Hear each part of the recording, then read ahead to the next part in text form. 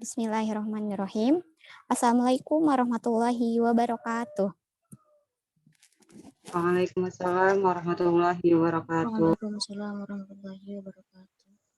Alhamdulillahirrahmanirrahim. Kembali lagi kita di kajian kita setiap Sabtu, yaitu Yuki Community. Di mana setiap segmen Yuki ini akan membahas berita-berita yang sedang hangat di tengah kita. Yang insya Allah akan dibahas solusinya sesuai dengan syariat Islam yang kafah tentunya. Alhamdulillah Yuki sudah memasuki Gen Z Talks yang ke-37. Jazakillah khairan buat teman-teman yang udah setia join Yuki setiap Sabtu. Semoga kita semua diberikan keistiqomahan untuk mengkaji Islam kafah walaupun di tengah-tengah pandemi. Hari ini kita akan membahas mengenai politik klinik melestarikan budaya atau kebodohan di tengah modernisasi. Sebelum ke acara inti, izinkan saya, Rahmat Thaibah, selaku MC akan menemani teman-teman semua pada Yuki siang ini. Seperti biasa, di sini aku mengingatkan untuk follow med kita ya. Kita ada FB, ada IG, dan juga ada YouTube. Jadi bagi teman-teman ketinggalan ataupun ingin ulang kajian kita bisa di channel YouTube kita, yaitu Yuki _Ki Community. Jangan lupa juga buat subscribe, like, komen, dan share ya. Aku juga mau ngingetin teman-teman tentang aturan forum, di mana teman-teman semua diminta untuk on kamera selama kajian berlangsung. Dan kajian ini nantinya akan diupload ke YouTube kita. Dan terakhir, teman-teman diminta untuk off mic selama pemateri menyampaikan pembahasannya. Dan diminta untuk on mic ketika pemateri bertanya mengenai pendapat teman-teman ataupun teman-teman yang ingin bertanya di sesi tanya-jawab nanti. Oh iya, jadi teman-teman juga karena diminta untuk on cam, jadi teman-teman semua diharuskan untuk menutup auratnya. Seperti biasa, sebelum memasuki pembahasan hari ini, kita buka kajian ini dengan membaca Al-Fatihah bersama-sama. Auzubillahiminasyaitonirrajim. Bismillahirrahmanirrahim. Alhamdulillahirrahmanirrahim. Ya nasta'in ihdinas siratal mustaqim siratal ladzina an'amta 'alaihim ghairil maghdubi 'alaihim waladdallin. Ya rabbal alamin. Semoga dengan pembacaan Ummul Kitab tadi, kajian ini diberikan kelancaran oleh Allah Subhanahu wa Ta'ala. Amin amin ya rabbal alamin. Selanjutnya kita sapa dulu pemateri kita hari ini. Sudah ada Kak Rohan. Assalamualaikum Kak Rohan. Waalaikumsalam warahmatullahi wabarakatuh. Apa dia suaranya jelas nggak? Iya, jelas Kak, jelas. Jelas ya, insya Allah ya. Alhamdulillah. Gimana Kak Rohan, apa kabar? Alhamdulillah, baik. Alhamdulillah, baik. Ini kakak perdana ya di Yuki ya kalau nggak salah. Apa udah pernah sebelumnya? Apa? Kenapa? Jadi apa? Perdana jadi pemateri di Yuki ini ya? Perdana. Iya. Akhirnya kesampean juga. Gimana Kak, sekarang lagi sibuk apa nih kira-kira? Kalau sekarang lagi sibuk kegiatan aja sih, ngajar aja sama kesibukan rumah tangga. Iya betul. Kakak ini ya guru ya? Ya, saya ngajar di sekolah tahfiz pondok pesantren di Ciputat. Masya Allah. Semoga lancar ya Kak ya. Itu offline apa udah online Kak? Sudah offline, sudah masuk 100%. Oh, udah masuk, iya. Ya sih sekarang juga sama aku juga yang sekolah udah ini setengah-setengah gitu. Masuk offline, ada yang online juga kayak gitu. Masya Allah. Hari ini kan kita mau bahas tentang politik klinik nih. Aku sempet baca-baca gitu ya, politik klinik ini Jadi politik klinik itu mengenai ada berita, aku kan baca berita yang pada tanggal berapa ya, 14 kalau nggak salah, 14 Maret. Jadi kan kita ini kan lagi rencana tentang mau pembuatan IKN, Ibu Kota Baru. Nah, di situ ada suatu ritual gitu. Ritual yang apa ya, berlandaskan kebinekaan katanya sih gitu ya, Kak ya. Jadi di situ ada ritual di mana tanah dan air dari 34 provinsi di Indonesia disatukan dan disatukan di Ibu Kota Baru. Dan itu katanya sih ada apa ya, kayak peresmian gitu, 34 gubernur itu didatangkan ke sana dan nginep juga acaranya gitu. Dan itu apa ya, sebenarnya penting nggak penting gitu ya, 34 gubernur disatukan, apa ya, mereka tuh bawa dari provinsi masing-masing, bawa tanah dan juga air dari masing-masing provinsinya, dan situ disatukan ke dalam apa namanya, Kendi Nusantara namanya sih kayak gitu ya. Dan itu dipimpin oleh presiden. Nah, di situ juga ke-34 gubernur ini di apa ya, ada nginep juga sih katanya. Jadi dari tanggal 14 sampai tanggal 15. Nah, di situ masyarakat kayak geger juga sih. Kok kayak gitu dilakuin sih, padahal kan apa ya, agama mayoritas yang dianut sama masyarakat Indonesia kan Islam gitu ya. Emang ada sih Islam kayak gitu, emang boleh ya? Jadi banyak sih kayak perdebatan gitu di masyarakat. Nah, kira-kira gimana sih Islam tuh memandang hal tersebut? Apakah boleh ataukah enggak? Dan kenapa sih bisa pemerintah yang sekarang ini kan sekarang zamannya modern gitu ya, Kak ya? Kok bisa hal-hal yang berbau mistis gitu dilakukan gitu? Padahal kan sekarang udah mau 5.0 ya, Kak. Dan teknologi semuanya berkembang gitu. Dan juga ada lagi yang baru-baru ini deh, yang di apa namanya, sirkuit Mandalika yang pawang hujan itu, dan itu sampai ke internasional. Aku juga sempat lihat kan di Instagramnya MotoGP, yang bener-bener apa ya, itu kan seluruh dunia kalau mau tahu informasi tentang MotoGP di IG-nya itu kan, IG officialnya, dan itu heboh gitu. Dan percaya nggak percaya ya, masyarakat luar negeri juga tahu lah kan, itu kan event-event yang benar-benar apa, internasional, go public banget gitu. Dan itu banyak menuai apa ya, kontroversi juga sih, ada yang pro ada yang enggak kayak gitu.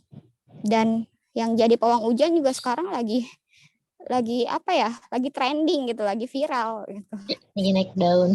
Ya lagi naik daun, Kak, bener. Jadi kira-kira gimana nih pandangan Kakak, dan juga menurut apa ya, pandangan Islam tuh kayak gimana? Jadi waktu dan tempat saya persilahkan. Ya, bismillahirrahmanirrahim. Mungkin sambil slide-nya boleh. Assalamualaikum warahmatullahi wabarakatuh. Waalaikumsalam warahmatullahi wabarakatuh. Nah, alhamdulillah nahmaduhu wa nasta'inuhu wa nastaghfiruhu wa na'udzu billahi min syururi anfusina wa min sayyiati a'malina may yahdihillahu fala mudilla lahu wa may yudlil fala hadiya lahu. Asyhadu an la ilaha illallah wa asyhadu anna Muhammadan abduhu wa rasuluhu la nabiyya ba'dah. Rabbi shrah li sadri wa yassir li amri wahlul 'uqdatam min lisani yafqahu qawli. Rabbi zidna ilma warzuqna fahma. Alhamdulillah, alhamdulillah, segala puji bagi Allah yang masih memberikan kita nikmat, insya Allah pada siang hari ini. Kalau di sini mendung dan gerimis ya, kata di tempat teman-teman yang lain ya. Sama, Kak, sama. Gerimis Ya, masih satu Tangsel ya. Iya, sama. Kabupaten sih kalau aku. Ya, alhamdulillah di siang hari ini mendapat kesempatan ya, diberikan, kemarin ditanya sama panitia gitu, ditanyai ya, insya Allah coba untuk bisa berbagi dengan teman-teman. Salat bering salam tak lupa kita sampaikan pada Rasulullah Muhammad SAW ya, khatamul anbiya, Rasulullah yang Allah utus untuk menyempurnakan Islam, Rasulullah yang Allah utus untuk menyempurnakan akhlak, dan semoga kita semua adalah bagian dari umatnya Rasulullah yang diberikan syafaatnya dari ahli akhlak. Amin. Amin. Ya, sebelumnya jazakillah ya, jazakumullah pada teman-teman panitia yang sudah apa mau ya gitu mengundang ya gitu, meskipun ya bukan banyak ilmu yang dibagi, tapi setidaknya berbagi ilmu sedikit ya, sedikit. Ya, kali ini tentang diminta berkaitan dengan politik klinik ya gitu. Melestarikan budaya atau kebodohan di tengah modernisasi ya gitu. Oh, tadi sama Kak Rahma ya sudah disampaikan beberapa fakta atau kondisi terakhir atau kondisi yang sebelumnya pernah yang ada gitu ya di sekitar kita dan itu terjadi peristiwa tersebut gitu ya, yaitu adalah bagian dari maklumat yang kita lihat atau maklumat yang fakta yang kita indra gitu ya. Nah, sebenarnya apa sih itu klinik ya gitu ya, kita kadang kan ada sesuatu yang mungkin baru itu tahu gitu ya, klinik gitu ya di slide selanjutnya. Nah, apa sih itu klinik gitu ya, jadi klinik itu kalau di dalam bahasa Jawa ya gitu ya, itu adalah sesuatu yang tersembunyi atau hal yang dirahasiakan untuk umum gitu. Nah, klinik itu identik dengan hal-hal mistis yang cenderung berkonotasi negatif ya gitu. Kemudian klinik dikaitkan dengan segala sesuatu yang berhubungan dengan dunia gaib ya, paranormal, dukun, makhluk halus, jimat, jin, siluman dan sejenisnya gitu. Jadi klinik ini lebih kental ya aura mistisnya kalau mungkin bahasa entertainmentnya ya. Aura mistis ya gitu, atau sesuatu yang berkaitan dengan hal-hal gaib ya gitu. Dan klinik ini lebih melekatkan dirinya gitu ya, maksudnya yang lebih terkenalnya itu di Jawa ya gitu. Di suku Jawa gitu. Apakah hanya Jawa saja? Sebenarnya tidak ya gitu ya. Jawa itu kan ada Jawa Tengah, Jawa Barat dan Jawa Timur ya gitu. Jawa ya, terus kemudian apakah hanya ada di Jawa saja ya? Sebenarnya tidak juga gitu ya. Bahkan di Minang gitu ya, di Minang atau di daerah ya Minangkabau ya, daerah Sumatera itu juga ada gitu ya. Cuma tidak tidak sekental atau tidak setenar di Jawa ya gitu. Gitu. Terus kemudian menurut Kamus Besar Bahasa Indonesia KBBI ya, klinik adalah sebuah aktivitas perdukunan ya. Jadi kalau perdukunan itu gimana sih? Perdukunan itu kan berarti dia dikaitkan dengan apa ya namanya? Seorang yang dianggap memiliki ilmu yang lebih gitu ya. Ilmu ini adalah ilmu apa? Ilmu yang mungkin bisa dibilang tidak semua orang memiliki gitu ya. Bahkan ya wallahu alam gitu ya. Dia dapatnya juga dari mana kayak gitu. Kalau dalam dunia pendidikan kan tidak ada ya, gitu. Dan di sini gitu ya, apakah itu dapat dicerna akal gitu ya, ataukah tidak gitu. Dan itu dipercaya oleh banyak orang. Gitu. Jadi kesimpulan dari ini gitu ya, bahwa klinik itu ya sebuah ritual ya, termasuknya sebuah kepercayaan gitu ya, sesuatu yang dipercaya gitu. Memiliki memiliki sesuatu yang dia dianggap sebagai sebuah kepercayaan yang nantinya itu akan mendatangkan kejadian gitu. Itu berarti klinik ya gitu. Nah, di slide selanjutnya gitu ya. Tadi ya, klinik atau magis ya, berkaitan dengan magis gitu. Adalah bagian yang tidak luput dari sifat-sifat dan karakteristik masyarakat Indonesia. Kita tahu ya, masyarakat Indonesia bersuku-suku gitu ya dan berbangsa-bangsa gitu ya. Bahkan budayanya itu sangat majemuk ya gitu. Jadi dikaitkan dengan karakteristik dari masyarakat Indonesia gitu ya. Baik itu dari sejak era kuno ya, dalam banyak catatan Belanda, berarti waktu masih istilahnya masih kerajaan ya gitu, dalam masih Nusantara ya, Nusantara Indonesia itu sebelum jadi Indonesia kan mereka dinamakan Nusantara ya gitu. Nusantara sebelum Nusantara itu kan kerajaan-kerajaan ya, ada kerajaan Hindu Buddha kalau belajar di sejarah itu terus kemudian Islam masuk gitu ya, terus kemudian Belanda ya menjajah Indonesia gitu ya. Jadi di sini sejak dulu gitu ya, masyarakat Nusantara itu sudah dikenal dengan kepercayaannya ya. Kepercayaannya apa? Karena dulu kan sebelum Islam datang gitu ya, itu nenek moyang kita ya gitu ya. Nenek moyang orang Indonesia itu kan mereka tidak memiliki agama. Mereka hanya kepercayaan apa? Animisme atau dinamisme. Mereka percaya pada hal-hal goib ya, yang di situ ada roh, terus kemudian makhluk halus gitu ya, yang di situ kepercayaan mereka gitu ya. Makanya klinik ini tuh sebenarnya ya turunan dari situ, turunan dari animisme, dinamisme gitu, yang sampai sekarang itu masih ada gitu ya, dan mungkin bisa jadi di beberapa wilayah itu subur gitu ya.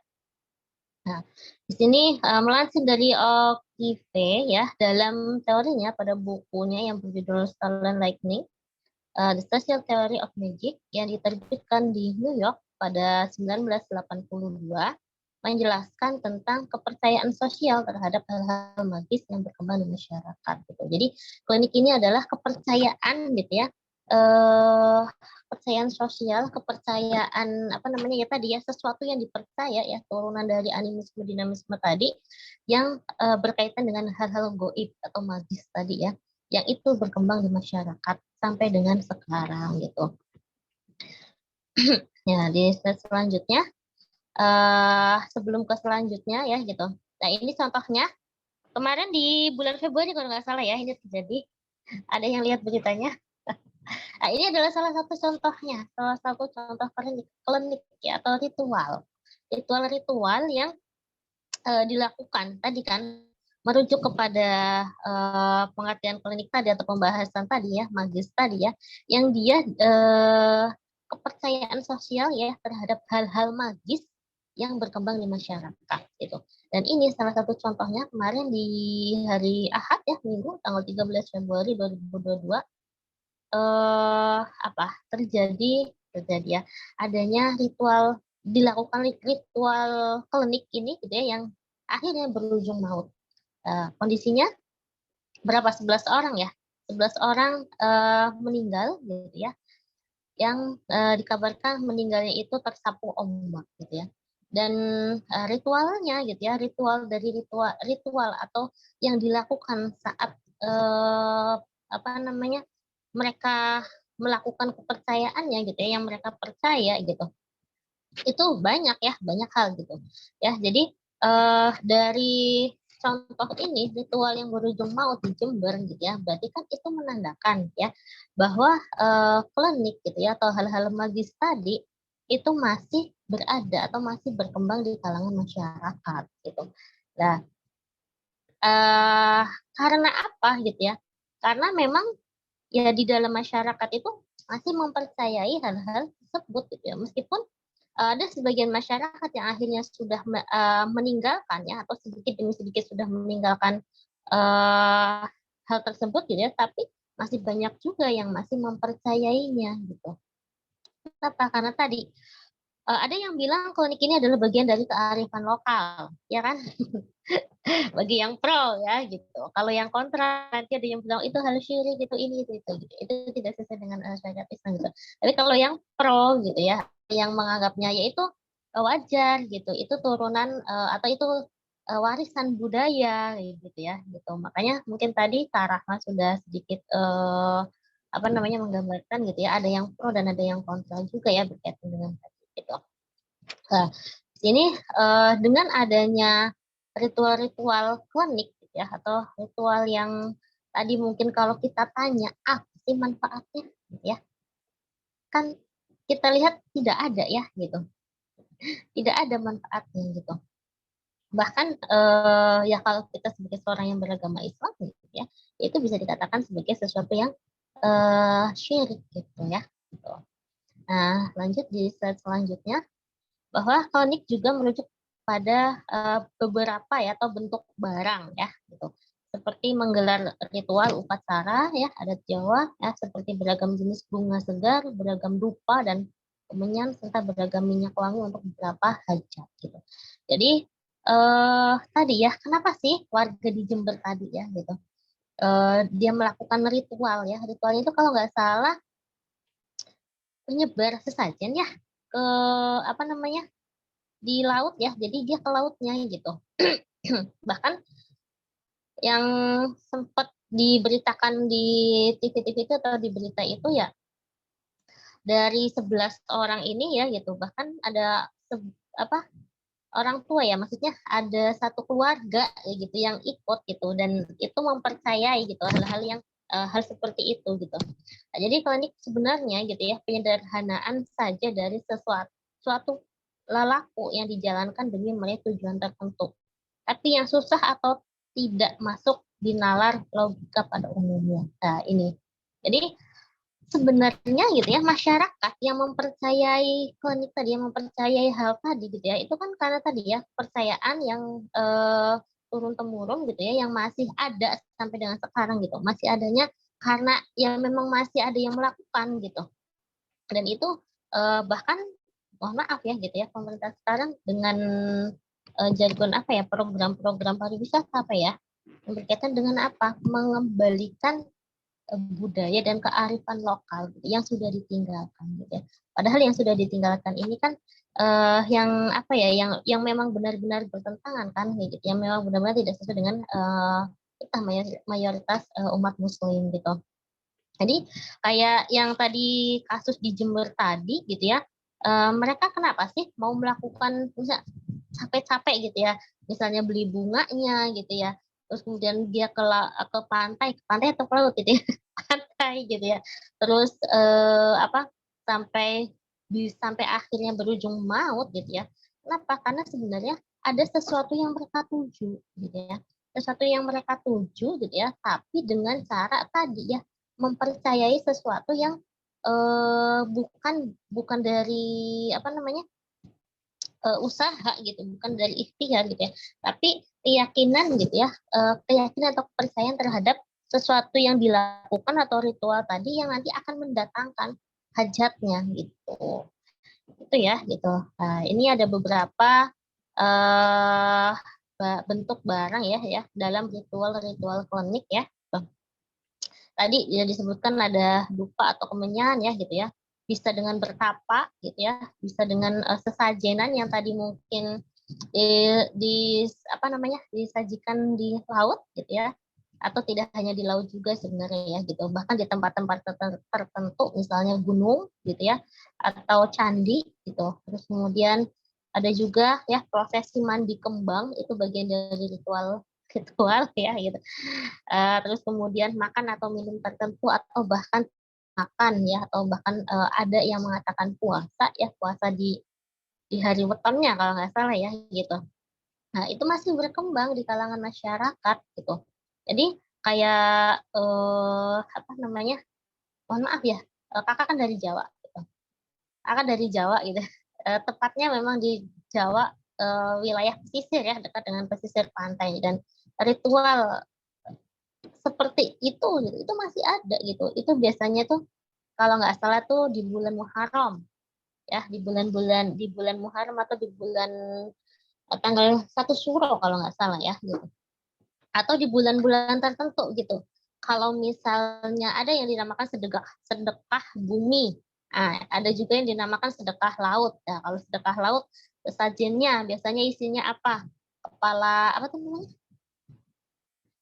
Apa yang diperah susunya sapi ya kepala sapi kepala kerbau ya dipotong terus dihanyutkan di laut gitu ya terus ditambah dengan bunga-bunga gitu ya dan lainnya gitu itu di apa namanya dihanyutkan ke laut gitu dan mereka berharap gitu ya dengan mereka melakukan itu yang tadi dikatakan ada tujuan atau hajat yang ingin dicapai gitu dalam melakukan ritual itu gitu berharap bahwa apa yang menjadi hajatnya itu tercapai misalnya sedekah laut gitu ya berharap bahwa nanti ikan-ikan yang ada di laut itu tambah banyak gitu ya ikan-ikan yang ada di laut itu nelayan itu ketika melaut itu banyak tangkapannya ya itu termasuk kayak contoh sedekah bumi gitu ya itu juga sama mengubur apa mengubur kepala kambing gitu ya atau kepala kerbau tadi gitu ya terus kemudian ada makanan-makanan tertentu gitu ya, jajanan pasar yang itu khusus untuk disajikan gitu ya, namanya sesajen gitu ya. Terus kembang-kembangan ya, bunga-bungaan 7 rupa 7 warna gitu. Nah, itu yang mereka hostkan, mereka khususkan untuk siapa gitu kan? Ya untuk yang tadi mereka percayai dapat mengabulkan atau dapat apa namanya? Ya, mengabulkan apa yang mereka inginkan gitu. Yang mereka di sini adalah kalangan masyarakat yang masih mempercayai itu gitu. Termasuknya misalnya kayak bertapa ya. Bertapa itu biasanya kalau tidak di gunung, di gua atau di tempat-tempat yang mungkin bisa dikatakan angker gitu ya, atau tempat-tempat yang di situ memiliki apa namanya kekuatan magis ya gitu, itu gunung ya gitu biasanya sih kalau nggak di gunung ya di gua gitu, itu itu ya ini jadi berkaitan dengan ritual-ritual ini gitu, termasuknya ketika masih ingat di pemilu kemarin, pemilu tahun berapa 2019 ya kan banyak juga anggota-anggota calon ya, calon anggota DPR ya, atau caleg lah, calon legislatif itu yang mendatangi dukun ya, terus kemudian tadi mandi kembang, mereka puasa 40 hari, terus kemudian mandi air laut ya gitu, bertapa, semedi dan yang lainnya gitu. Mereka lakukan itu untuk apa? Untuk tadi berharap hajatnya tadi, keinginannya tadi gitu ya, itu terkabul gitu. Nah, padahal kan mereka seorang muslim gitu. Ya, terus itu ya yang ada di kalangan masyarakat gitu, yang berada yang masih berkembang di kalangan masyarakat. Kita akan ada apa sih itu politik klinik gitu ya. Jadi klinik sendiri itu adalah tadi berkaitan dengan ritual-ritualnya ya, ritual-ritual magis, ritual-ritual kepercayaan atau perdukunan ya, yang percaya gitu akan hal-hal yang di luar nalar, di luar akal gitu ya, tapi itu berkembang di kalangan masyarakat. Nah, sekarang politik klinik ya. Apa itu politik klinik? Ya tidak jauh dari sebuah ritual tadi, sebuah ritual dan kepercayaan gitu ya. Gitu. Jadi politik klinik adalah suatu praktik politik ya. Praktik politik. Berarti kalau kita udah ngomongin politik itu berkaitan dengan apa? Berkaitan dengan urusan ya, pemerintahan, berkaitan dengan penguasa, berkaitan dengan hal-hal hajat hidup rakyat gitu ya, politik ya. Gitu. Jadi politik klinik suatu praktik politik yang mengimplementasikan kemauan penguasa berdasar imajinasi yang irasionalnya ya, tidak apa yang imajinasi irasionalitasnya yang meyakini semacam adanya mistisme tertentu ya. Jadi politik klinik ini gitu ya, yang tadi mungkin apa contohnya ya yang tadi sudah dikatakan ya gitu, bahwa di apa yang sekarang lagi ribut ya pro kontra sebenarnya ya, ibu kota negara ya gitu, bahwa ya tadi adanya penguasa ya gitu di slide selanjutnya ya gitu. Jadi seperti yang diberitakan gitu ya bahwa presiden gitu ya apa namanya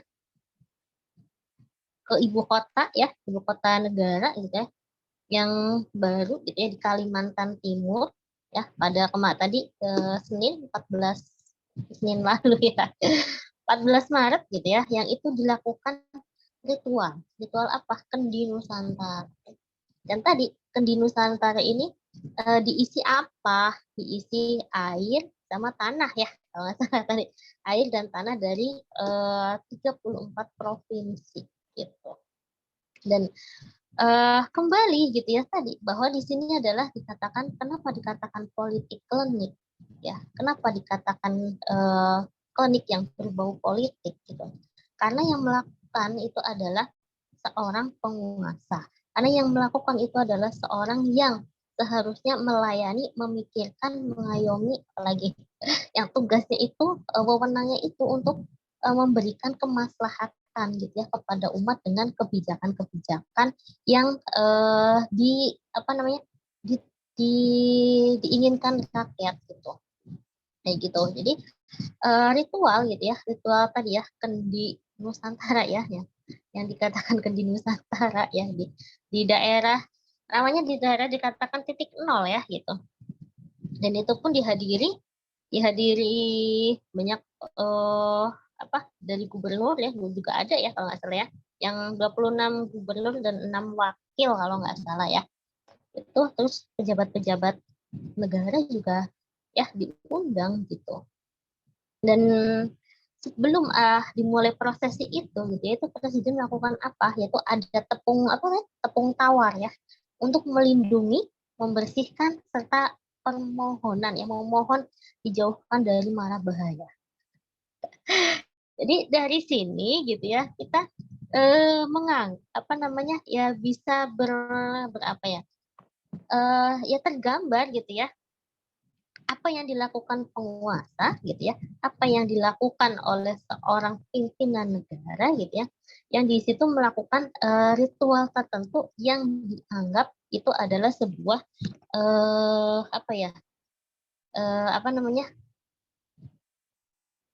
mungkin kalau bahasa saya ya, bahasa saya sih ngada-ngada gitu ya. Kenapa ngada-ngada gitu ya? Tinjauan ilmiahnya tidak ada. Mungkin kalau di sini ada yang anak-anak ilmiah ya. Tinjauan ilmiahnya tidak ada. Untuk apa air dan tanah itu disatukan di situ?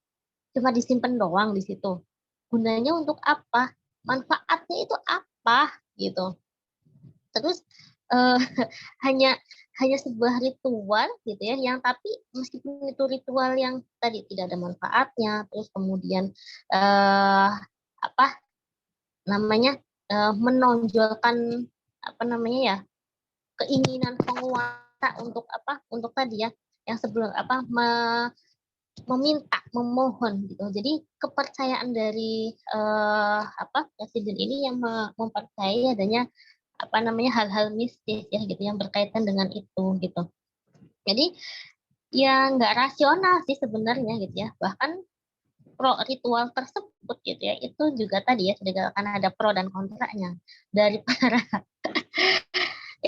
para ilmuwan gitu ya, bahkan dari profesor doktor ya, mantan rektor UIN itu Zumardi ya, Zumardi Azra gitu ya, mantan rektor UIN ya, UIN Jakarta gitu.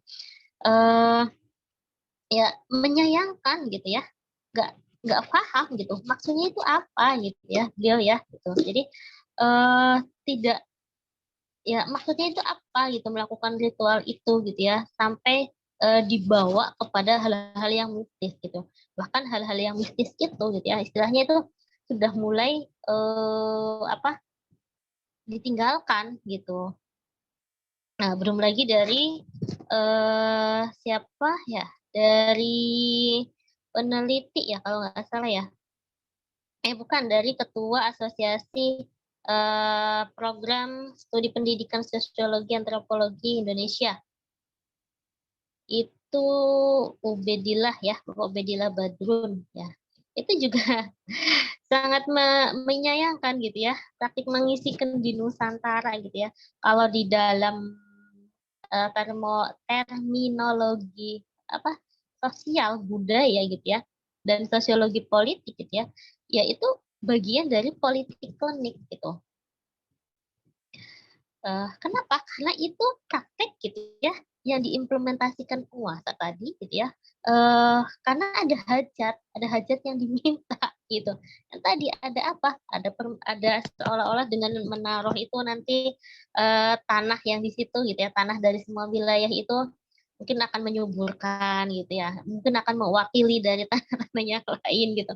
Ya, jadi ya sebenarnya kita melihatnya ya sangat prihatin gitu ya. Prihatinnya kenapa seorang yang bisa dibilang seorang yang pemimpin ya, kepala negara gitu ya, itu melakukan praktek gitu ya, melakukan sesuatu yang irasional gitu ya. Irasional itu apa jatuhnya? Yang nggak rasional gitu, yang nggak tadi berlandasan ilmiah juga tidak gitu ya, berlandasan penelitian juga tidak gitu ya, bahkan ya mengabaikan gitu ya kedudukan ibu kota baru itu sendiri gitu ya. Kan ibu kota IKN, maaf ya, ibu kota negara itu kan juga masih banyak polemik ya, masih banyak pro kontranya. Itu pro kontra berarti masih dari sebagian ahli, pakar dan ahli itu melarang gitu. Kenapa membuat ibu kota baru gitu ya. Terus tempatnya di situ, terus belum lagi tinjauan dari sisi ekonomi, belum lagi tinjauan dari sisi lingkungannya ya, maksudnya alamnya, belum lagi tinjauan dari masyarakatnya gitu ya, dan lain-lain gitu. Itu ya gitu. Jadi apa namanya? Kembali gitu ya bahwa politik klinik gitu ya yang di kita sekarang, kondisi sekarang ya gitu, di selanjutnya klinik di tengah modernisasi gitu ya. Ya kan kita zaman sudah modern gitu loh ya kan, udah ditemukannya banyak mesin, sudah ditemukannya robot, sudah teknologi itu sudah maju, sudah canggih, transportasi, alat komunikasi itu sudah bahasanya ya udah lebih jauh, lebih maju gitu ya dari sebelumnya, berarti kan lebih modern gitu ya. Jadi hal-hal yang berbau tadi klinik atau berbau mistis gitu ya, ya itu sudah bisa dibilang tidak tidak tidak ada manfaatnya gitu ya. Dan itu ya mungkin kalau yang pro tadi dibilang itu adalah bagian dari kearifan lokal atau bagian dari budaya gitu ya, tapi itu kan nanti kita lihat lagi nanti di slide selanjutnya, dilihat gitu ya apakah itu sesuai dengan hukum syara gitu ya, atau tidak gitu ya. Jadi ketika zaman semakin berkembang gitu ya, teknologi melesat gitu ya, adanya praktik politik klinik ini ya itu mencerminkan apa? Rendahnya taraf berpikir ya, rendahnya taraf berpikir dan hilangnya rasionalitas ya. Jadi rendahnya taraf berpikir dan hilangnya rasionalitas gitu ya. Dan tidak bisa dipungkiri gitu ya, ini terjadi gitu ya di dalam masyarakat gitu ya, rendahnya taraf berpikir masyarakat ya, dan itu dimanfaatkan oleh siapa? Oleh kepentingan rezim ya. Jadi masyarakat itu berpikirnya taraf berpikirnya masyarakat itu masih rendah dari sisi ya tadi ya berkaitan dengan klinik tadi ya gitu, dan itu dimanfaatkan oleh rezim ya, dimanfaatkan oleh penguasa untuk apa? Untuk melakukan ritual kan, jadi kayak seolah-olah mohon maaf ya pencitraan gitu ya, atau tidak bukan, kalau bukan pencitraan berarti kan seolah-olah itu kayak menunjukkan gitu ya eh, sikap atau perilaku gitu yang sebelumnya dilakukan oleh leluhur kayak gitu. Jadi adanya kepentingan ya dari rezim gitu. Nah, jadi di sini menurut pengamat ya menurut pengamat politik dari Universitas Negeri di Jakarta ya, tadi Ubedillah Badrun gitu ya. Praktik mengisi kendi gitu ya. Kendi Nusantara ya adalah sesuatu yang mengada-ngada ya gitu. Yang itu diyakini hal yang mengandung mistis ya gitu. Dan padahal gitu politik klinik itu merupakan bukti kemunduran peradaban politik ya. Jadi melakukan ritual tertentu ya yang itu diyakini adanya kepercayaan magis, mistik gitu ya. Itu adalah bagian dari Bagian dari kemunduran peradaban politik gitu. Kenapa? Ya karena perkembangan perpolitikan ya kalau kita lihat di Indonesia gitu ya, yang kakak pernah baca ya gitu ya, kakak ketika bikin ini tuh baca di referensi memang ada di masanya siapa, mohon maaf, masanya Presiden pertama Soekarno ya, itu politik klinik itu ada ya, ritual-ritual tertentu itu ada gitu yang dilakukan gitu. Terus kemudian itu kalau nggak salah ada ya kutipannya itu di buku di buku tentang Soekarno ya gitu. Itu. Jadi ya nggak rasional sebenarnya ya gitu. Kenapa? Karena seiring perkembangan zaman ya, teknologi, apalagi transportasi, komunikasi ya, itu sudah canggih gitu ya. Dan itu adalah sesuatu sesuatu yang balik lagi ke belakang gitu ya. Sesuatu yang tadi yang tidak ada manfaatnya, tidak rasional gitu ya, tapi malah dilakukan gitu. Ke slide selanjutnya. Padahal sudah jelas ya, politik klinik ini merupakan ritual yang irasional dan tidak masuk akal ya. Bahkan ritual tersebut adalah kesyirikan semata. Ya. Kenapa dibilang syirik?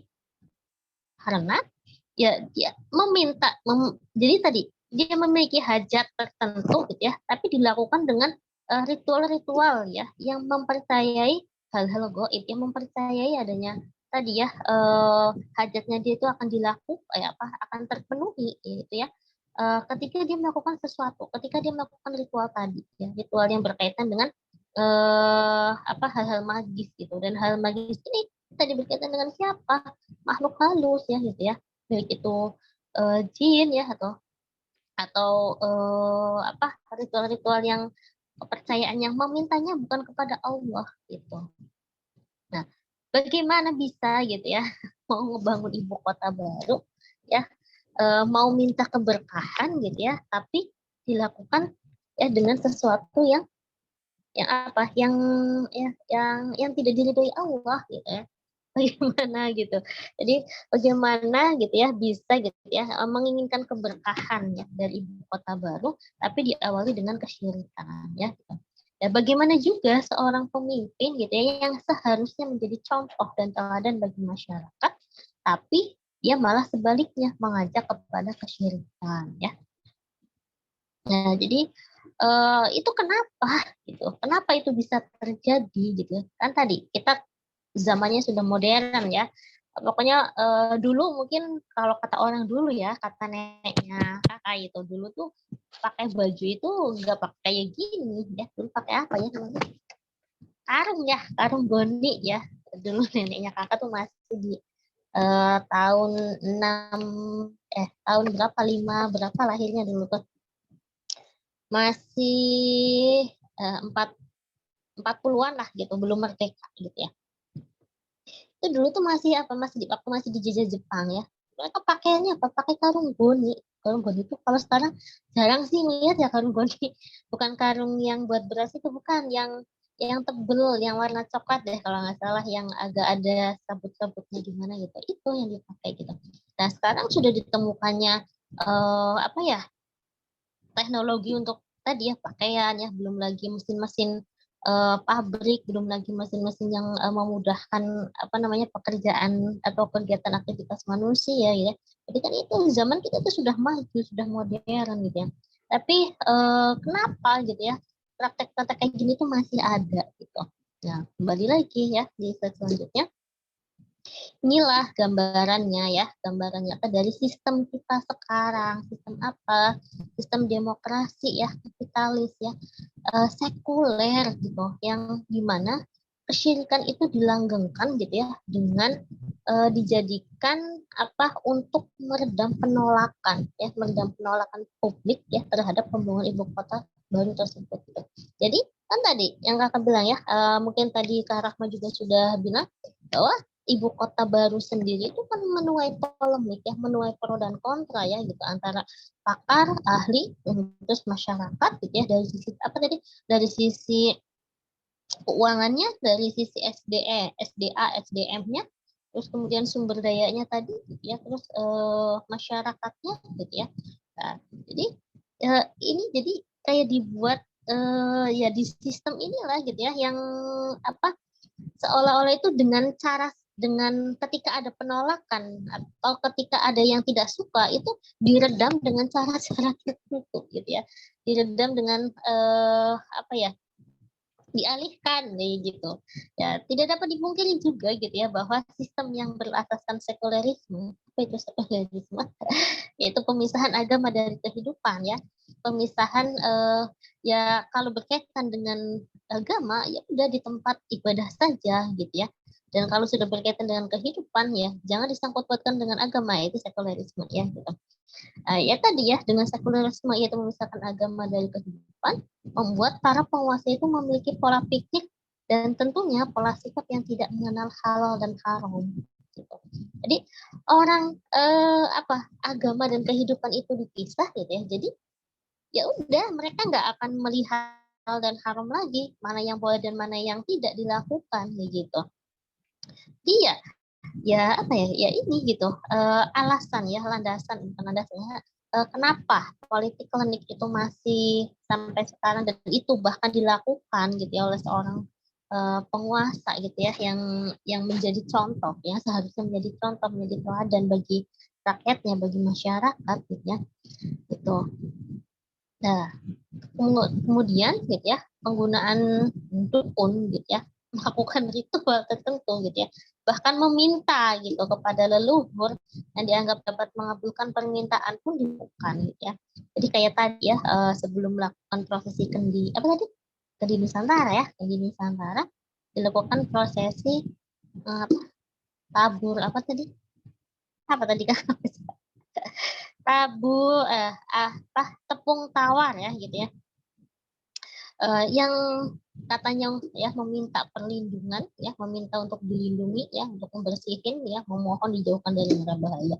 Itu kan jadi jatuhnya dengan melakukan sesuatu tertentu, ya menginginkan sesuatu tertentu dengan melakukan sesuatu tertentu yang di situ tidak ada landasannya secara rasional ya gitu, bahkan secara ya kalau kita mau ambil lah secara dalil pun tidak ada gitu ya. Oke. Di slide selanjutnya, tadi ya penggunaan dukun ya, ritual tertentu gitu ya, meminta kepada leluhur gitu ya, itu pun dilakukan ya gitu ya, walaupun kita negara yang mayoritas muslim, kurang lebih 80%-an ya, jadi mayoritas muslim ya, yang karena menggunakan asas sekularisme tadi gitu ya, maka penguasanya juga akan memisahkan antara politik dengan negara gitu. Jadi sistem negara kita itu demokrasi yang asasnya ya itu adalah sekularisme yang tadi memisahkan agama dengan kehidupan, ya tidak heran gitu ya kalau penguasanya pun melakukan sesuatu yang tadi ya di luar dari ketentuan halal dan haram, ketentuan dari agama gitu. Mereka lebih percaya dengan hal-hal yang mistis gitu ya. Mereka di sini siapa ya tadi ya, para penguasa tadi ya, di selanjutnya, daripada aturan sang khalik ya, daripada aturannya Allah gitu. Padahal jelas gitu ya, pemikiran tersebut ya, pemikiran itu membuat peradaban itu terbelakang. Masih ingat ketika Rasulullah Shallallahu Alaihi Wasallam berdakwah di Mekah? Ketika Rasulullah berdakwah di Mekah ya, ketika Rasulullah diangkat menjadi Rasul ya, sebelum diangkat menjadi Rasul kan sebenarnya juga Rasulullah sudah memikirkan ini umat bagaimana, ini masyarakat Arab itu bagaimana gitu ya. Apa namanya, bayi perempuan dikubur hidup-hidup, terus kecurangan itu sudah banyak ya, bahkan perzinahan gitu ya, bahkan ya tadi menyembah berhala, pokoknya sudah carut marut lah gitu kehidupan di masanya Rasulullah ya. Terus kemudian Rasulullah diangkat oleh Allah menjadi Rasul, kemudian Rasulullah berdakwah gitu ya, ketika berdakwah gitu ya, ya kondisi gitu ya, kondisi jahiliyahnya masyarakat gitu ya, dengan ya tadi meminta kepada bukan Allah, meminta kepada selain Allah gitu, dengan ritual-ritual tertentu gitu. Nah bahkan itu ya tadi adalah sesuatu ya, pemikiran yang mundur gitu ya, pemikiran yang mundur gitu. Kenapa? Karena kita zaman sudah modern gitu ya. Lebih lagi kita sebagai seorang muslim ya, kita sebagai umat muslim ada panduannya yaitu Al-Qur'an dan As-Sunnah ya. Dan apa-apa yang dicontohkan oleh Rasulullah gitu. Yang di situ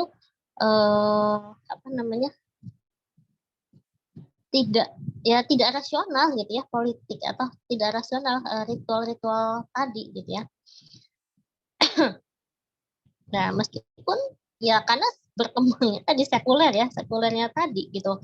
Jadi itu kan bukan masalah agama, itu kan masalah kehidupan, ya udah boleh lah gitu. Jadi seolah-olah itu seperti itu gitu.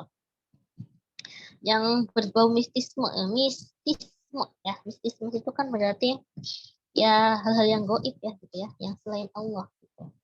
Kayak di slide selanjutnya gitu ya. Jadi inilah gitu ya wajah sistem demokrasi ya yang penuh dengan kemunafikan. Munafik nggak sih? Iyalah munafik. Kalau diminta suaranya aja dibaik-baikin rakyatnya. Kalau udah menang aja ya janji-janjinya entahlah kemana gitu ya. Bahkan ya dari minyak goreng, BBM, apalagi gas, bahan pokok, pokoknya semuanya lah gitu ya, BPJS dan yang lain-lainnya tuh udah ya terlihat lah ya gitu ya kebobrokan dari sistem ya gitu ya. Tadi ya yang penuh dengan kemunafikan gitu ya. Konon katanya menjunjung tinggi suara rakyat, yang katanya apa? Prinsip demokrasi itu dari rakyat, oleh rakyat, untuk rakyat, gitu ya. Katanya seperti itu, gitu ya. Tapi nyatanya hanya menjadikan rakyat sebagai keset. Keset itu apa? Injakan, gitu ya. Injakan bagi para oligarki, ya, bagi para penguasa yang di situ memiliki kepentingan. Jadi demokrasi juga mengandung ide kebebasan berekspresi ya. Yakni segala perilaku maksiat dan merusak bisa tumbuh subur di sana. Tetapi pemikiran Islam yang membawa pada kebaikan justru diberangus dan dibungkam. Ya. Ritual-ritual tadi ya, saya termasuk pawang hujan, itu sah-sah saja gitu. Maksudnya seolah-olah itu dibiarkan gitu ya, dibiarkan masyarakat melihat, dibiarkan masyarakat menilai ya gitu atau berpendapat gitu. Tapi ketika pemikiran Islam ya dibawa ya ke pemikiran Islam yang membawa kebaikan ya disodorkan ke masyarakat, itu malah yang membawa diberangus, dibungkam ya gitu. Nah, itu ya sistem kapitalis ya demokrasi sekuler yang asasnya sekuler ya gitu, agama dari kehidupan gitu. Kembali lagi gitu ya bahwa kalau dikaitkan dengan adat istiadat gitu ya di slide selanjutnya, sebenarnya adat istiadat itu ada gitu ya karena apa? Kebiasaan sebelumnya, kebiasaan nenek moyang atau kebiasaan leluhur gitu ya. Adat istiadat itu atau uruf-uruf kebiasaan itu selama tidak bertentangan dengan hukum syara ya, itu hukumnya adalah boleh ya, itu mubah gitu ya, selama tidak bertentangan dengan hukum syara gitu. Di slide selanjutnya, dia oleh karena itu harus dikembalikan lagi pada hukum syara ya, bagaimana Islam memandang tentang adat istiadat ya, seperti kalau misalnya kita melihat adatnya, mohon maaf ya gitu, apa sih kalau sebelum nikah itu mandi apa Mandi kalau kakak kembang ya Kak. mandi kembang ya, mandi kembang gitu. Kalau mandi kembangnya maaf ya, kalau mandi kembangnya di kamar mandi sendirian gitu ya, maksudnya dalam sunah-sunahnya mandi gitu ya, mandi itu kan sunah ya gitu, bahkan itu bersuci kan gitu, mandi itu bagian dari bersuci kan, toharah gitu. Tapi kalau mandinya di depan umum tadi ya, maksudnya bukan mandi kita kayak mandi biasanya cuma disiram gitu ya, tapi tidak dengan ya di situ ada campur bau gitu ya, dan itu belum lagi tujuannya itu apa kayak gitu kan gitu. Kalau adat istiadat yang ya tadi dilihat lagi adat dan istiadat yang ketika itu tidak bertentangan dengan hukum syara, maka itu boleh gitu ya. Tapi ketika sudah bertentangan dengan hukum syara, apalagi mengandung kesyirikan ya, mengandung mendua ya, menduain Allah gitu, menduakan Allah ya, itu sudah haram ya, itu jatuhnya haram bahkan dosa besar gitu ya. Nah, di sini Allah Subhanahu wa taala berfirman dalam Quran surah An-Nisa ayat 59 yang artinya, hai orang-orang yang beriman, taatilah Allah dan taatilah Rasul Muhammad sallallahu alaihi wasallam dan ulil amri, pemegang kekuasaan di antara kamu. Kemudian jika kamu berbeda pendapat tentang sesuatu, maka kembalikanlah kepada Allah yaitu Al-Qur'an dan kepada Rasulullah yaitu sunnahnya. Jika kamu beriman kepada Allah dan hari kemudian, yang demikian itu lebih utama bagimu dan lebih baik akibatnya. Jadi tadi ya, kita di dalam surah An-Nisa ayat 59, kita diperintahkan untuk beriman ya, mentaati Allah dan Rasulullah dan ulil amri ya. Ulil amri penguasa, tapi dilihat lagi penguasa yang apa, yang mana? Penguasa yang dia juga taat kepada Allah dan Rasul. Jadi kan kita nggak boleh mentaati penguasa yang tidak taat sama Allah dan Rasul. Ya, tidak boleh gitu ya. Kenapa Allah dan Rasul aja tidak ditaati, kita tidak ada kewajiban untuk mentaati penguasa yang tidak taat dengan Allah dan Rasul. Gitu. Bahkan kewajiban kita mendakwahinya, ya, mengajaknya untuk taat kepada Allah dan Rasul. Gitu. Dan tadi, ya, gitu, ketika berbeda pendapat maka dikembalikan lagi pada Al-Quran. Jadi hukumnya itu sudah tetap, itu yang ada di Al-Quran dan As-Sunnah, ya. Ketika memang tidak ada di Al-Quran dan As-Sunnah karena perkembangan zaman, maka bisa dengan kias, gitu ya, kiasnya kias syar'i, gitu, dan ijma sahabat, ya, gitu. Itu. Terus di slide selanjutnya, gitu ya, ya, jika seorang penguasa ingin negeri dibiar berkah, gitu ya, tapi meminta kepada zat yang selain Allah, gitu ya, padahal mempercayai zat yang selain Allah adalah perbuatan syirik, ya, dan syirik merupakan salah satu perbuatan yang paling dibenci oleh Allah, ya, bahkan salah satu dosa besar, ya. Jadi di sini Allah berfirman dalam Quran Surat Nisa ayat 48, ya, yang artinya sesungguhnya Allah tidak akan mengampuni dosa syirik, ya, dan dia mengampuni segala dosa yang selain syirik, ya, bagi siapa yang dikehendakinya. Barang siapa yang mempersekutukan Allah, maka sungguh ia telah berdosa yang besar, ya. Jadi dosa syirik yang tidak akan pernah diampuni Allah. Dosa selain syirik, mencuri, berjudi, gitu ya, zina, gitu ya, atau zalim, membunuh, ya. Ketika dia bertaubat kepada Allah, ya, bertaubat dengan sungguh-sungguh bertaubat kepada Allah, insya Allah, gitu ya, Allah dengan segala rahmat, ya, dan rahimnya, gitu ya, kasih sayangnya, ya, maha pengampunnya Allah, ya, Allah akan ampuni. Kecuali apa? Syirik.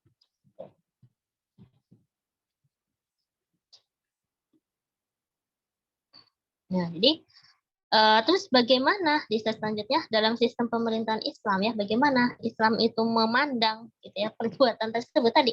Islam memandang perbuatan tersebut adalah perbuatan yang syirik, ya, zalim kepada Allah, perbuatan yang menyekutukan Allah, gitu ya, perbuatan yang dilarang oleh syarak, ya, perbuatan yang tidak dicontohkan oleh Rasulullah, gitu ya.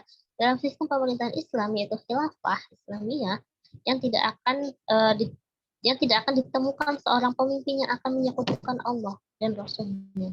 Ya, dalam sistem khilafah, gitu ya, tidak akan ditemukan pemimpin yang menyekutukan Allah. Kenapa? Karena jelas pegangannya apa? Al-Quran dan As-Sunnah. Ketika tidak ada dalam Al-Quran dan As-Sunnah, maka dia boleh beristihad, gitu ya. Karena tadi dengan Al-Quran, As-Sunnah, ijma sahabat dan qiyas syar'i, gitu ya. Dan boleh istihad, gitu, jika memenuhi syarat istihad, gitu ya. Karena seorang khalifah, gitu ya, dipilih bukan karena janji-janji manisnya, gitu ya, itu sebelum pembaiatan, namun, ya, para khalifah dipilih karena ketaatannya mereka terhadap Allah dan Rasulnya dan ketundukan mereka terhadap hukum syara. Pemimpin dalam kekhilafahan, ya, itu apa? Itu adalah orang yang taat kepada Allah, taat kepada Rasulullah, dan tunduk terhadap hukum syara. Itu, ya. Jadi bukan orang yang tidak taat sama Allah, bukan orang yang menyekutukan Allah, bukan orang yang tidak mau berhukum dengan hukumnya Allah, gitu. Jadi dalam sistem Islam, gitu ya, tidak akan ditemukan, ya, ritual-ritual atau profesi jadinya prosesi klinik, gitu ya, sehingga tidak akan ditemukan praktek politik klinik, ya, seperti sekarang, gitu ya. Seorang khalifah akan minta petunjuk, pertolongan, ya, kepada kedamaian, kebaikan untuk negeri yang intinya hanya kepada siapa? Hanya kepada Allah, dan memimpin kepemimpinannya, ya, dengan menjadikan Rasulullah sebagai contoh dan teladan dalam memimpin. Itu sini di slide selanjutnya ada kakak kutip, ya, Quran surah Al-Hasyr ayat 7 dan Quran surah Al-A'raf ayat 96. Ya, apa yang diberikan Rasulullah, Bismillahirrahmanirrahim. Apa yang diberikan Rasul kepadamu, maka terimalah. Dan apa yang dilarangnya bagimu, maka tinggalkanlah. Dan bertakwalah kepada Allah, sungguh Allah sangat keras hukumnya. Di slide selanjutnya, maaf. Jadi, dalam Quran surah Al-Hasyr, ya, ayat 7, apa yang diberikan oleh Rasulullah ya, apa yang dicontohkan oleh Rasulullah ya, yang diperintahkan Rasulullah dilakukan gitu ya, diterima, dilakukan gitu. Yang tidak boleh yang ditinggalkan oleh Rasulullah ya kita tinggalkan gitu, jangan diikuti. Maksudnya Rasulullah aja nggak ngelakuin gitu ya. Tuh, dan apalagi perintahnya Rasulullah misalnya apa ditinggalkan ya, diharam haram gitu, bahkan bukan hanya Allah, perintahnya Allah gitu ya, dalam surah Al-A'raf ayat 96. Dan sekiranya penduduk negeri beriman dan bertakwa, pasti kami akan melimpahkan kepada mereka berkah dari langit dan bumi. Tetapi ternyata mereka mendustakan ayat-ayat kami, maka kami siksa mereka sesuai dengan apa yang telah mereka kerjakan. Nah, ini ada ya ancaman dan peringatan ya dalam Al-Qur'an ya gitu. Bahwa kalau penduduk negeri itu beriman dan bertakwa hanya kepada Allah, pasti Allah akan berikan rahmatnya ya, berikan berkah ya, berkah dari langit dan bumi gitu ya. Itu. Tapi kebanyakan dari kebanyakan ya ternyata mereka yang tadi sini adalah yang mendustakan ayat-ayat Allah gitu ya, yang melakukan prosesi atau ritual-ritual, terus kemudian yang meminta hajat, meminta pertolongan, meminta perlindungan selain kepada Allah gitu. Dan nanti gitu ya mereka lah gitu ya yang akan mendapatkan ganjaran yang akan sesuai dengan apa yang mereka kerjakan gitu ya. Jadi di slide terakhir ya, semoga ya kita umat gitu ya semakin menyadari gitu ya kerusakan demokrasi dan penguasa produk sistem kufur ya gitu, serta bersegera menyambut seruan perjuangan penegakan syariat dan khilafah ya.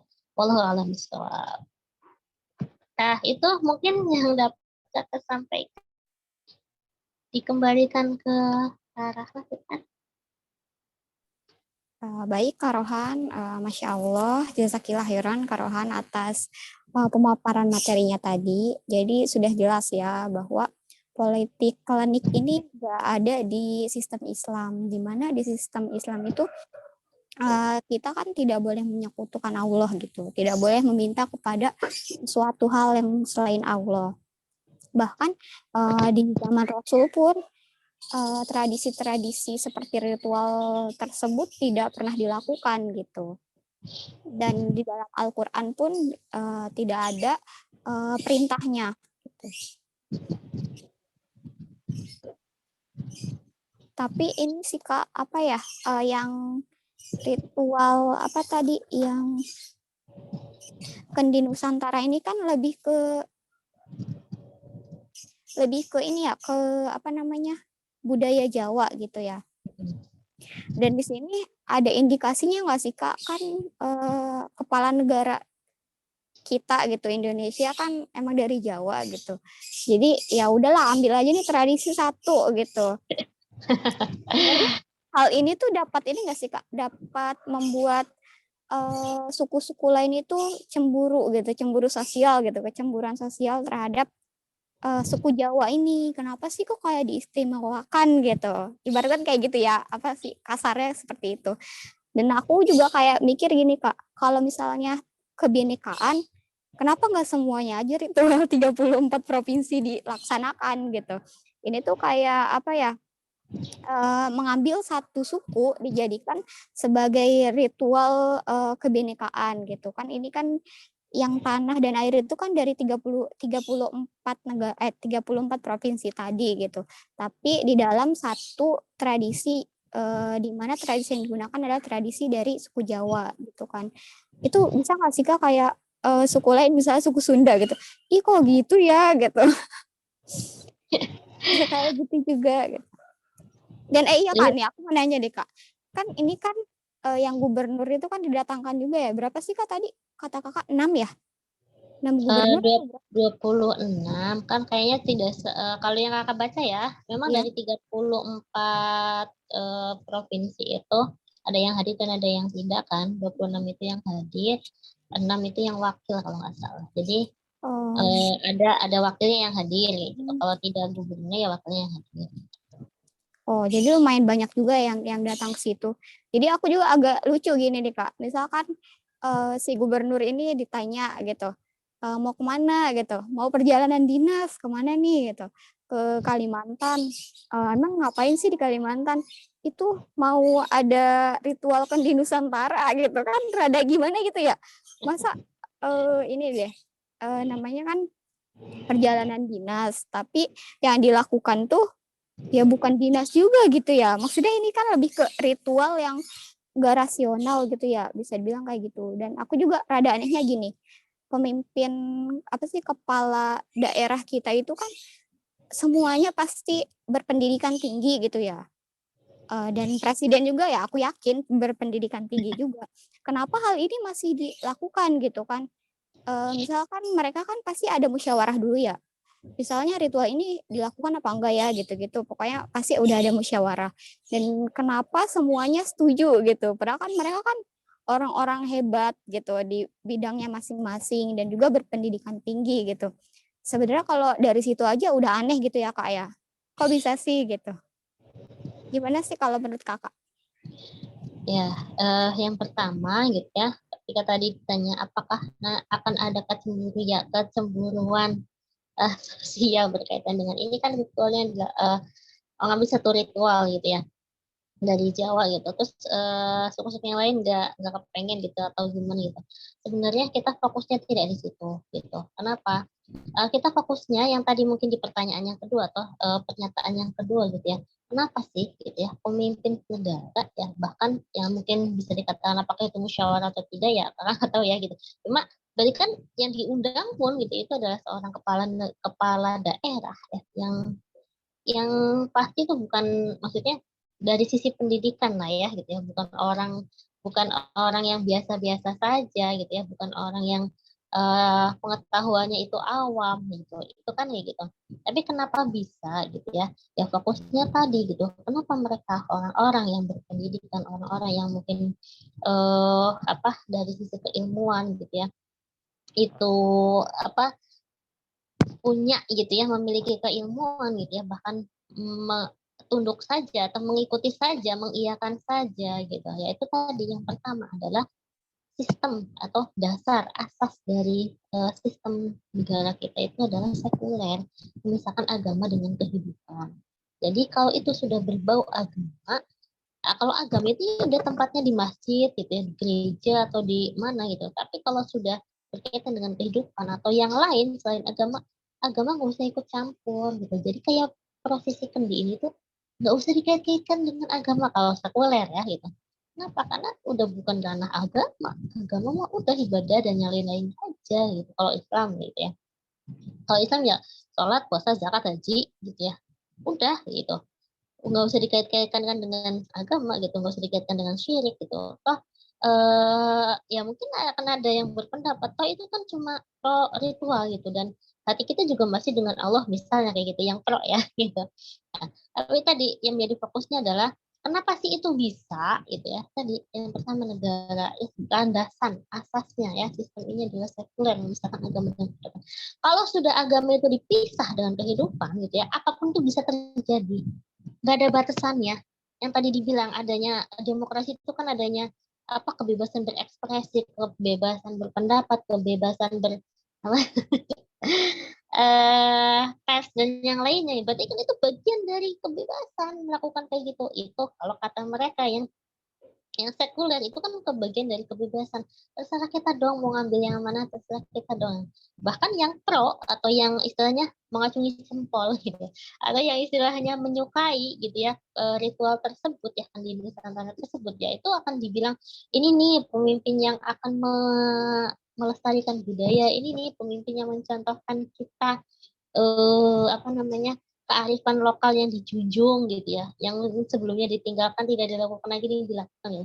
Tapi semua itu tujuannya untuk apa? Menutupi kebobrokan dari sistem ini. Coba akan lebih kan tadi, apakah ada manfaatnya nggak itu ritual tersebut? Apakah dengan ritual itu minyak goreng akan turun? Apakah dengan ritual itu kemudian Indonesia akan makmur? Apakah tidak akan ada mafia lagi? Apakah tidak akan ada orang yang korupsi lagi? Iya tidak? Tidak gitu. Kenapa ya? Kenapa sistem itu jadi apa?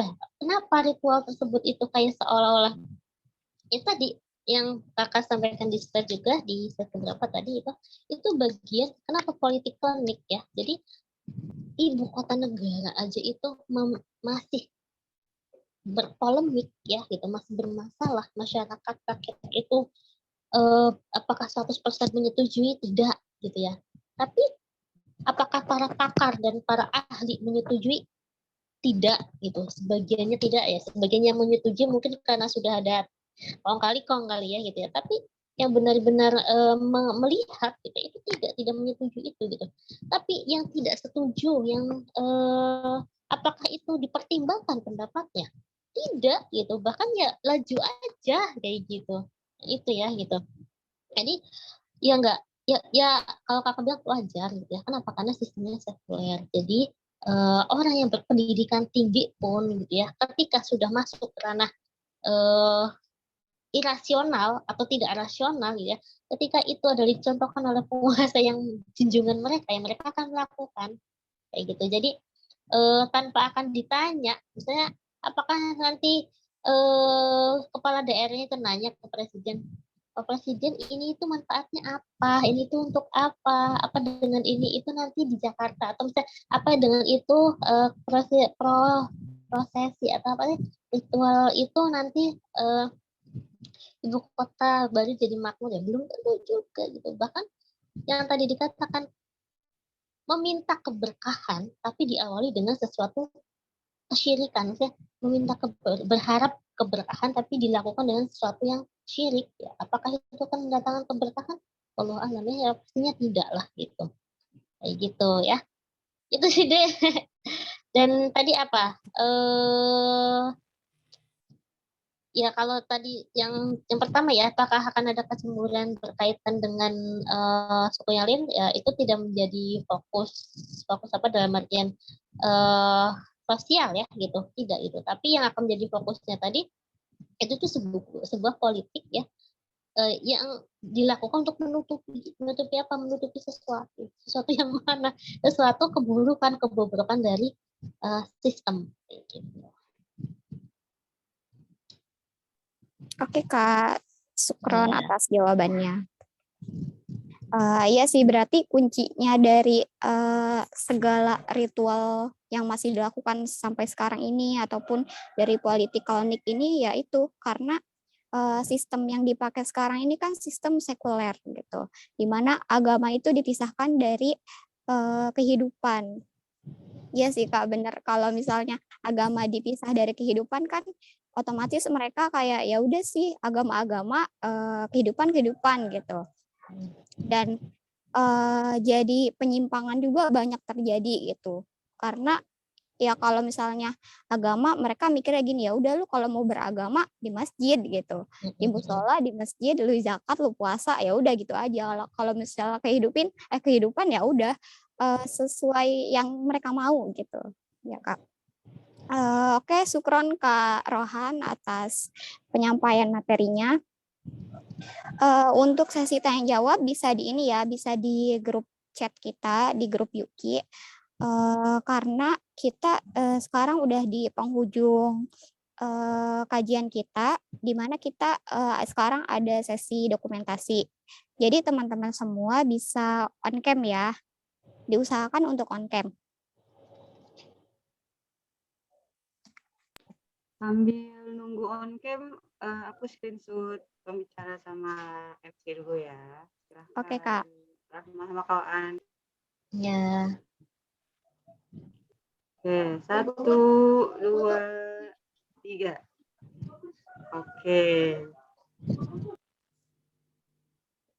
Yuk teman-teman yang lain bisa on cam ya. Di sini ada Kak Yuli, ada Kak Uut, oh ada Kak Fitri juga, dan ada Kak Hani. Yuk bisa di on cam dulu.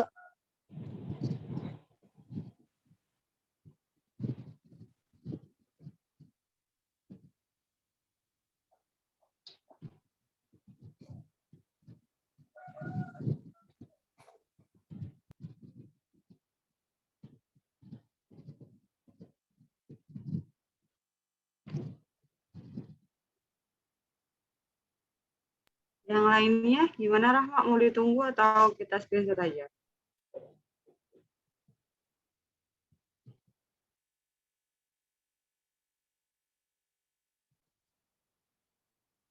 Oke, aku screenshot aja ya. Asyhadu Mardotila itu Widi ya. Juli, Uut sama Fitri mau on cam nggak? Kalau on cam mau ditunggu. Aku mulai ya. Gaya bebas dulu. 1, 2, 3. Oke, wait. Satu lagi, sebentar. Aku pindahin dulu.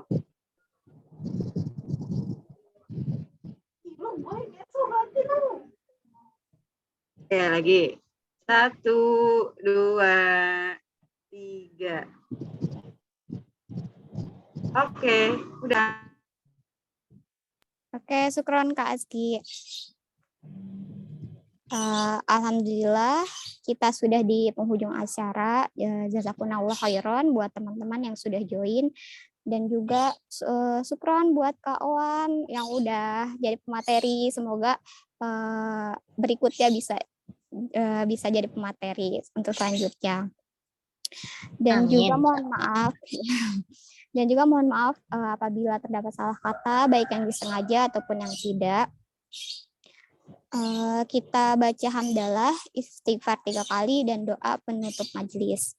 Alhamdulillahirabbil alamin. Subhanakallahumma wa bihamdika asyhadu an la ilaha illa anta astaghfiruka wa atubu ilaik. Saya Rahma Thaibah selaku MC izin mengundurkan diri. Mohon maaf apabila terdapat salah kata. Wabillahi taufik wal hidayah. Wassalamualaikum warahmatullahi wabarakatuh. Waalaikumsalam warahmatullahi wabarakatuh. Jazakumullah khairan katsir. Khairan kawan. Ilaliko. Masalamah. Ternyata hafal.